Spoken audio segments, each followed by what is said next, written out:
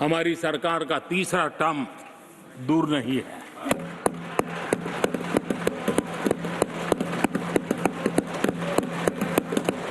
कुछ लोग इसे मोदी 3.0 कहते हैं। मोदी 3.0 विकसित भारत की नींव को मजबूत करने के लिए पूरी शक्ति लगा देते हैं।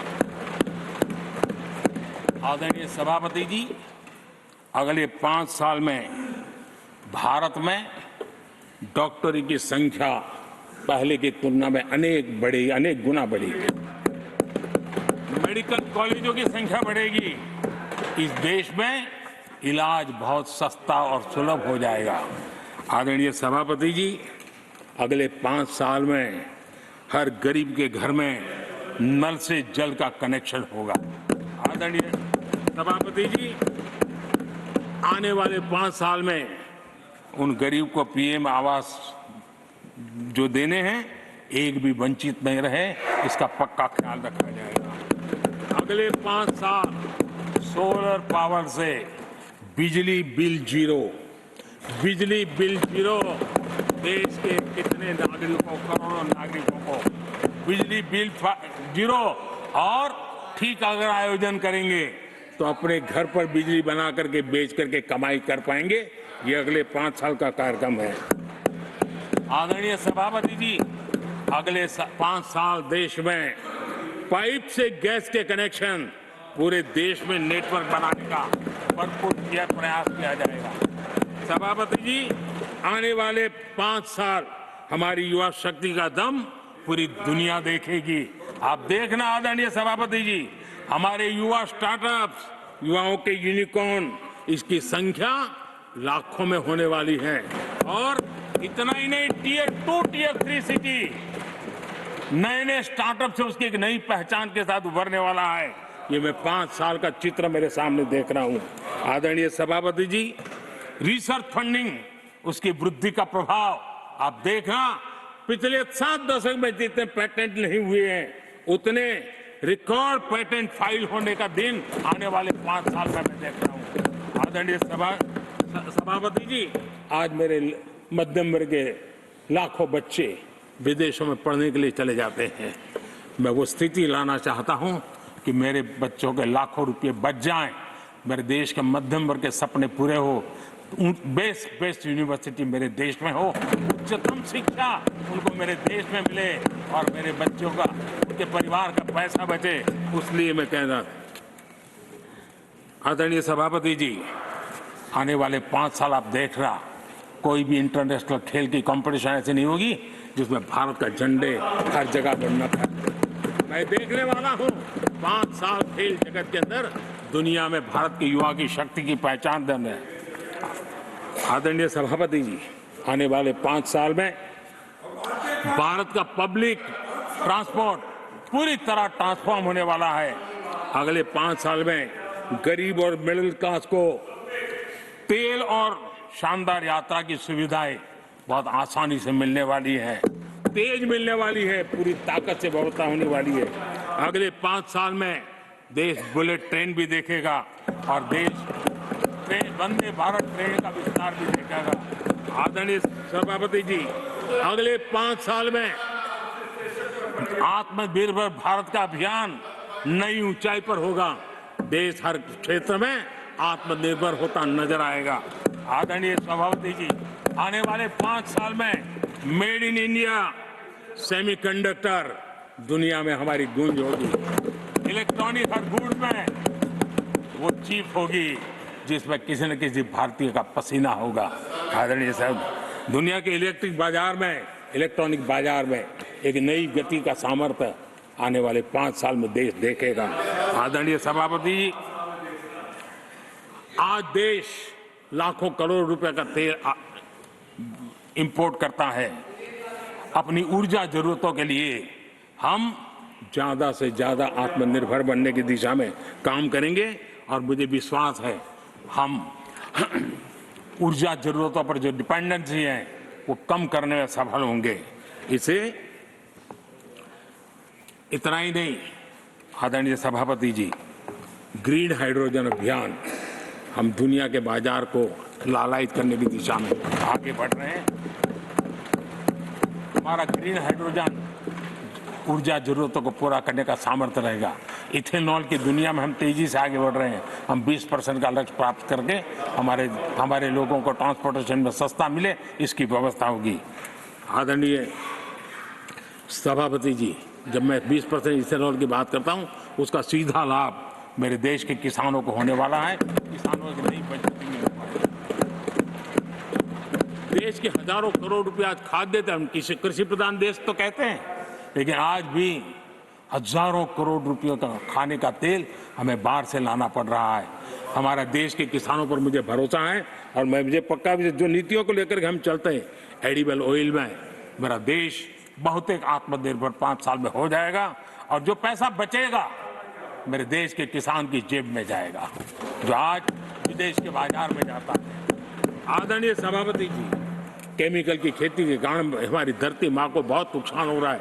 आने वाले 5 साल में नेचुरल फार्मिंग की तरफ देश के किसानों को ले जाने में हम सफलतापूर्वक आगे बढ़ेंगे। एक नया जागृति का काम होगा, हमारी धरती माँ की भी सुरक्षा होगी।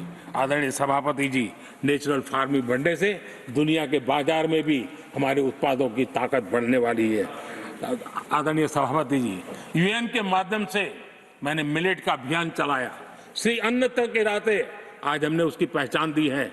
मैं वो दिन दूर नहीं देखता हूं, जबकि आने वाले 5 साल में दुनिया के बाजार में सुपर फूड के रूप में मेरे गांव के छोटे छोटे किसानों के द्वारा पैदा हुआ मिलेट, श्री अन्न, दुनिया के बाजार में प्रतिष्ठा होगी, सुपर फूड की प्रतिष्ठा होगी। आदरणीय सभापति जी, ड्रोन खेतों में एक नई किसानों की ताकत बन करके उभरने वाला है। 15,000 ड्रोन दीदी का कार्यक्रम ऑलरेडी हम लॉन्च कर चुके हैं। ये तो शुरुआत है, आगे बहुत सफलता दिखती है। आदरणीय सभापति जी, हम नैनो टेक्नोलॉजी को एग्रीकल्चर में लाने में प्रयोग अब तक सफल हुए हैं। हमने नैनो यूरिया में बहुत बड़ी सफलता पाई है, नैनो डीएपी की दिशा में सफलता पाई है और आज एक बोरी भर खातर लेकर के घूमने वाला किसान एक बोतल के खातर से काम चला लेगा, वो भी दूर नहीं है। आदरणीय सभापति जी, सहकारिता क्षेत्र में हमने एक नई मिनिस्ट्री बनाई है। उसके पीछे इरादा है कि एक सहकारिता का पूरा जन आंदोलन नई ताकत के साथ उभरे और 21वीं सदी की आवश्यकता के अनुसार उभरे, उसको भी हम, और उसका सबसे बड़ा लाभ, हम 2 लाख भंडारण का काम जो हाथ में लिया है, जब 5 साल के भीतर वो पूरा हो जाएगा, छोटा किसान को भी अपनी पैदावार को रखने की जगह मिल जाएगी। किसान तय करेगा किस भाव से बाजार में बेचना है, नहीं बेचना है। उसको जो बर्बाद होने का डर था वो खत्म हो जाएगा और किसान की आर्थिक ताकत बढ़ जाएगी। पशुपालन और मछली पालन पक्का मैं कहता हूं नए रिकॉर्ड बनाने वाले। आज हमारे यहाँ पशु की संख्या है, लेकिन दूध की उत्पादन कम है। हम इस स्थिति को बदल देंगे। फिशरिंग एक्सपोर्ट करने की दुनिया में हम बहुत बड़ी तेजी से विकास करेंगे, ये भी मेरा पूरा विश्वास है। हमने एफपीओ की जो रचना का प्रारंभ किया है, अनुभव बहुत अच्छा है। 5 साल के भीतर किसानों की एक नई संगठन की शक्ति और कृषि उत्पादन में वैल्यू की ताकत, ये लाभ मेरे देश के किसानों को अवश्य मिलने वाला है। आदरणीय सभापति जी, G20 की सफलता ने साफ कर दिया है और दुनिया में कोविड के बाद जो खुलापन आया, उस खुलापन का सबसे बड़ा लाभ हमने देखा है कि विश्व का ध्यान भारत की तरफ गया है और इसलिए एक बहुत बड़ा क्षेत्र टूरिज्म आने वाले दिनों में होने वाला है और जो सबसे ज्यादा रोजगार देने वाला है। आज विश्व के कई देश हैं जिसकी पूरी इकोनॉमी टूरिज्म पर निर्भर है। भारत में भी बहुत से राज्य ऐसे बन सकते हैं जो उनकी पूरी इकोनॉमी का सबसे बड़ा हिस्सा टूरिज्म होगा और वो दिन दूर नहीं है जिन नीतियों को लेकर के हम चल रहे हैं। भारत एक बहुत बड़ा टूरिस्ट डेस्टिनेशन बनने वाला है। आदरणीय सभापति जी, जिसका हिसाब किताब पहले बहुत कम हुआ करता था, जिसकी बातें सुन करके हमारी मजाक उड़ाई जाती थी, जब मैं डिजिटल इंडिया की चर्चा करता था, जब मैं फिनटेक की चर्चा करता था, तब मैं जरा आउट ऑफ बॉक्स के बातें कर रहा हूं, ऐसा लोगों को लगता था।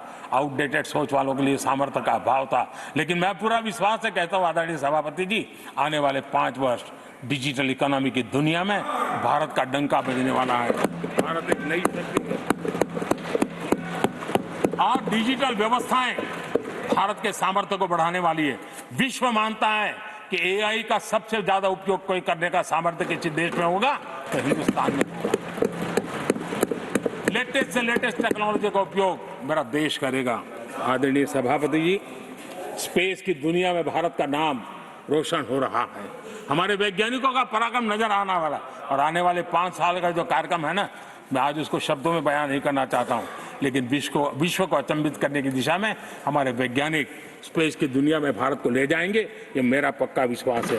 आदरणीय सभापति, ग्रास रूट लेवल की इकोनॉमी में बहुत बड़ा बदलाव, 10 करोड़ स्वयं सहायता जूथों में हमारी माताएं बहनें जुड़ी हो और 3 करोड़ हमारी लखपति दीदी, ये अपने आप में हमारे बेटियों के उत्कर्ष की गाथा लिखते हैं।